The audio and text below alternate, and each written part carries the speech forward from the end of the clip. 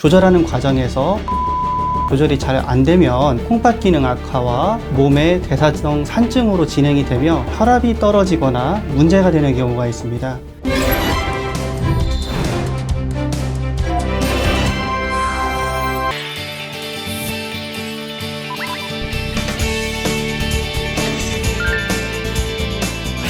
일반적으로 장염은 장에 염증이 생긴 상태를 의미를 하게 됩니다. 설사랑 그리고 복통, 발열을 주소로 하여서 생성되게 됩니다. 설사 같은 경우에는 균 자체의 독소에 의해서 설사가 날 때도 있지만 대부분은 우리 몸에서 나쁜 균이나 독소를 내보내기 위한 보상 반응일 때가 있습니다. 복통 같은 경우에는 균이 실제 뱃 쪽으로 조직에 염증을 일으키는 경우에 생길 수가 있고, 발열 같은 경우에는 그 염증 과정에서 생기는 경우가 많습니다.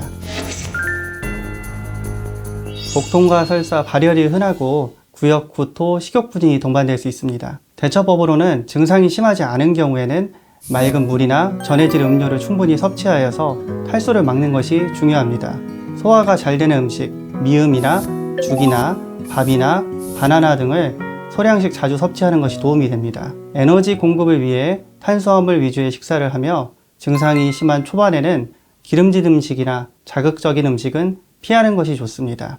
발열이나 복통이 동반된 감염성 설사의 경우에는 지사제를 사용하면 증상의 악화를 유발할 수 있으므로 주의가 필요합니다. 발열과 같은 증상이 조절되거나 혹은 병원에서 항생제를 처방받은 경우에는 지사제 사용을 하면 설사 증상을 완화시키며 설사로 인한 합병증을 예방하는 데 도움이 됩니다. 일반적인 장염은 10명 중에 한 5명 정도는 대다수는 큰 치료 없이 수분 공급만 잘 해줘도 충분하게 나을 수 있습니다. 하지만 조절하는 과정에서 탈수가 조절이 잘 안 되면 콩팥 기능 악화와 그로 인한 몸의 대사성 산증으로 진행이 되며 혈압이 떨어지거나 문제가 되는 경우가 있습니다.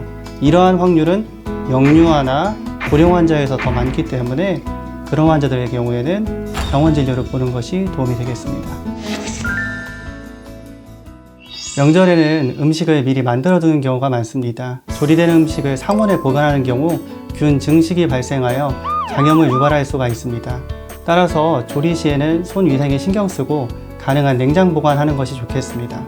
우리 몸에 균이 들어오거나 혹은 과도한 과식 그리고 스트레스, 운동 부족이 복통을 유발하여 원인이 될 수가 있습니다.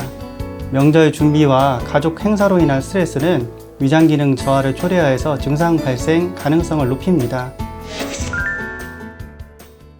과식하지 않고 적당량의 음식을 섭취하는 것이 중요합니다. 기름진 음식, 자극적인 음식을 피하고 천천히 음식을 잘 씹어 먹으면 소화 불량을 줄일 수가 있겠습니다. 스트레스 관리를 잘하고 충분한 휴식을 취해주는 것이 도움이 됩니다. 식품 관리 같은 경우에는 음식을 깨끗하게 조리하고 냉장 보관하면 장염 예방에 도움이 됩니다. 충분한 서분을 섭취하고 탈수를 예방하는 것이 장염 예방에 도움이 되겠습니다.